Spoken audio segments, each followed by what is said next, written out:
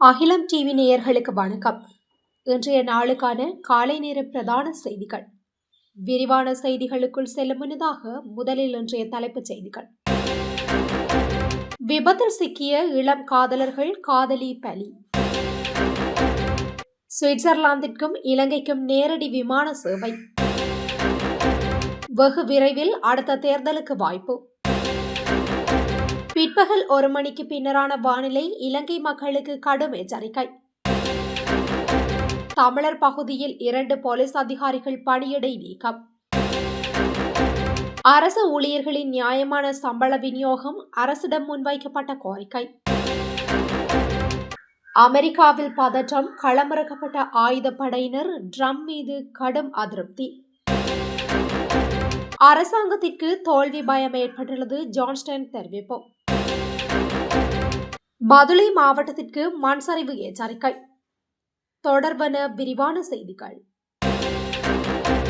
Pinnawala police பிரிவில் ஹட்டன் பலாங்கொடை வீதியில் நேற்று முன்தினம் மதியம் இடம்பெற்ற வாகன விபத்தில் இளம் யுவதி ஒருவர் உயிரிழந்துள்ளார்.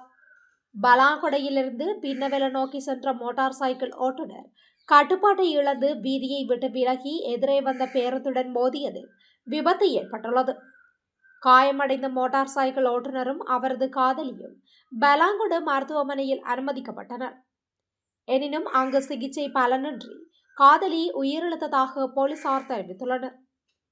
உயிரிழந்தவர் அரக்கநாயக்கவை சேர்ந்த 23 வயதுடைய யுவதி என அடையாளம் காணப்பட்டுள்ளார். விபத்தை தொடர்ந்து பேருந்தின் ஓட்டுநர் கைது செய்யப்பட்டுள்ளதுடன் நீதிமன்றத்தில் முன்னிலைப்படுத்தப்படவுள்ளார். கொழும்புக்கும் சூரிச் நகரத்திற்கும் இடையில் வாரத்திற்கு 2 முறை விமானங்களை இயக்க எடல்வைஸ் ஏர்லைன்ஸ் தீர்மானித்துள்ளது. அக்டோபர் 28ஆம் தேதி முதல் ஒவ்வொரு செவ்வாய் மற்றும் சனிக்கிழமையும் விமான சேவைகள் இயங்கும் என அறிவிக்கப்பட்டுள்ளது.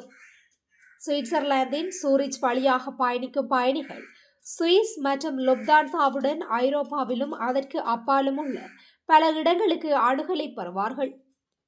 சுவிஸ் ஏர்லைன்ஸ் குழுமத்தின் ஒரு பகுதியாக இருக்கும் சுவிஸ் ஏர்லைன்ஸ் எடல்வைஸ் இலங்கைக்கான குளிர்கால விமானங்களின் தொடக்கத்தை குறிக்கும் வகையில் இந்த பயணம் முன்னெடுக்கப்படவுள்ளது.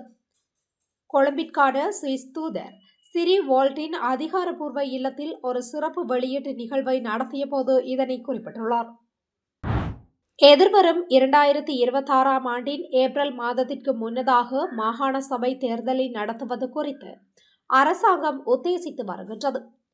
மாகாண சபைகள், உள்ளூராட்சி மன்றங்கள் பிரதி அமைச்சர் ருவன் செனரத் இது தொடர்பில் கருத்து வெளியிடும் போது மேற்கண்ட விடயத்தை உறுதிப்படுத்தியுள்ளார். அத்துடன் மாகாண சபை தேர்தலை பிற்போடும் எந்த தேவையும் அரசாங்கத்துக்கு இல்லை என்றும் அவர் வலியுறுத்தியுள்ளார்.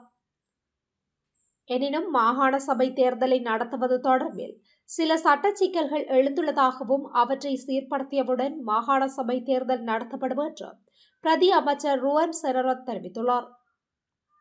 மாகாண சபை தேர்தல் தொடர்பான சட்ட சிக்கல்களை சீர்படுத்துவது தொடர்பில் தற்போதைக்கு பல்வேறு தரப்புகளுடன் கலந்துரையாடல்கள் நடைபெற்று வருவதாகவும் அவர் குறிப்பிட்டுள்ளார். இலங்கையின் பெரும்பாலான பகுதிகளில் இன்று பிற்பகல் 1 மணிக்கு பிறகு மழை அல்லது இடியுடன் கூடிய மழை பெய்ய வாய்ப்புள்ளது என வானிலை ஆய்வு மையம் தெரிவித்துள்ளது.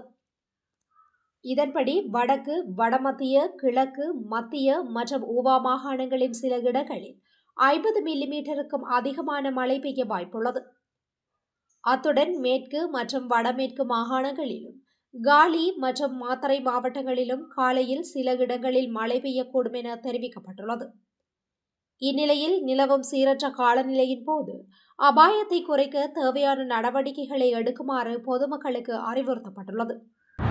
கிளிநொச்சி போலீஸ் நிலையத்தில் கடமையாற்றும் 2 போலீஸ் உத்தியோகத்தர்கள் பணியிடை நீக்கம் செய்யப்பட்டுள்ளனர். இது தொடர்பில் மேலும் தெரிய வருகையில், நேற்று முன்தினம் பூநகரி பகுதியில் கடமையில் இருந்த பொழுது கிளிநொச்சி முல்லைத்தீவு மாவட்ட போலீஸ் அத்தியட்சகருக்கு குறித்த போலீஸ் அதிகாரிகள் லஞ்சம் பெறுவதாக முறைப்பாடு வழங்கப்பட்டுள்ளது.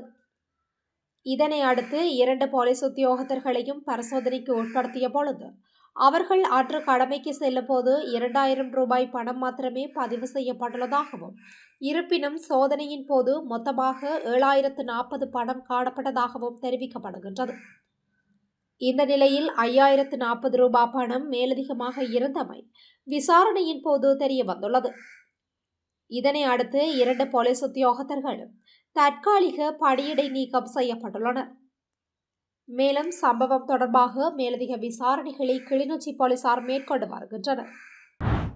பொது சேவையில் உள்ள சம்பள முரண்பாடுகளை நீக்கி நியாயமான சம்பள அளவை நிறுவுவதற்கு முழுமையான சம்பள ஆணையத்தை உடனடியாக நியமிக்குமாறு அனைத்து இலங்கை தொழிற்சங்க மையத்தின் இணை அழைப்பாளர் சுமித் கொடிகார அரசாங்கத்தை வலியுறுத்தியுள்ளார்.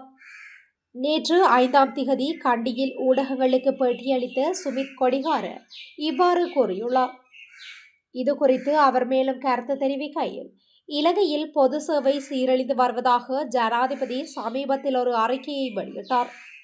பிரதேச செயலாளர்கள் உட்பட இலங்கை நிர்வாக சேவை அதிகாரிகள் சீரழிந்து போயிருப்பதற்கு ஒரு உதாரணமாக அவர் இதனை எடுத்துக் கொள்கின்றார்.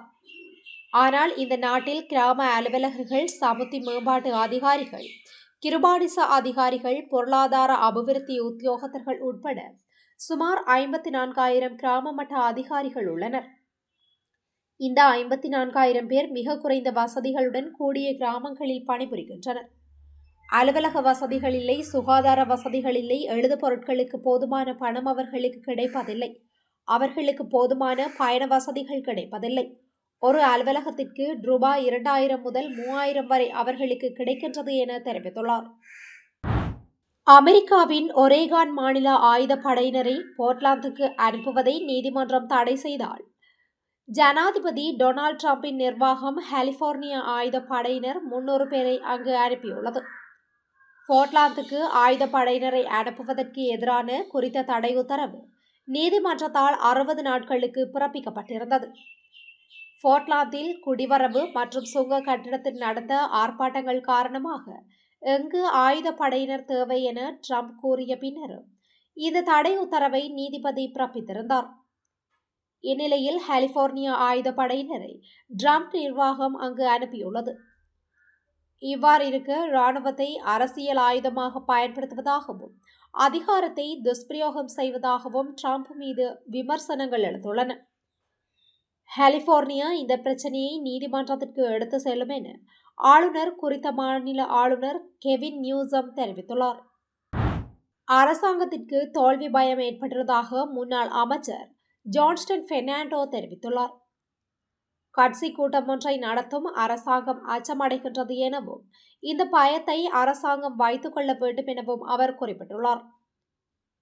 எதிர்காலத்தில் நாட்டின் ஆட்சி பொறுப்பினை நாமல் ராயபக்ஷ ஏற்க உள்ளார் என அவர் தெரிவித்துள்ளார். இந்த கூட்டத்தை நடத்தும் போது எதிர்பார்க்காத அளவிற்கு மக்கள் கூடியதாகவும் இந்த மாற்றம் நிகழ்ந்து வருவதாகவும் அவர் தெரிவித்துள்ளார். இந்த மண்டபம் எமது அரசாங்க ஆட்சியின் கீழ் நிர்மாணிக்கப்பட்டது என்றாலும் நாம் சட்ட ரீதியான கொடுப்பனவு செலுத்தி மண்டபத்தை ஒதுக்கிக் கொண்டோம் என தெரிவித்துள்ளார்.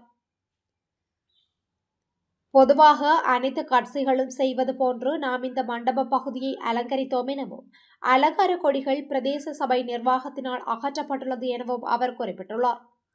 அரசாங்கம் அச்சத்தினால் அடக்குமுறைகளை கையில் எடுத்துள்ளதாக தெரிவித்துள்ளார். எந்தவொரு கட்சியும் நிரந்தரமாக ஆட்சி பொறுப்பில் இருக்க முடியாது என ஜான்ஸ்டன் பெர்னாண்டோ தெரிவித்துள்ளார்.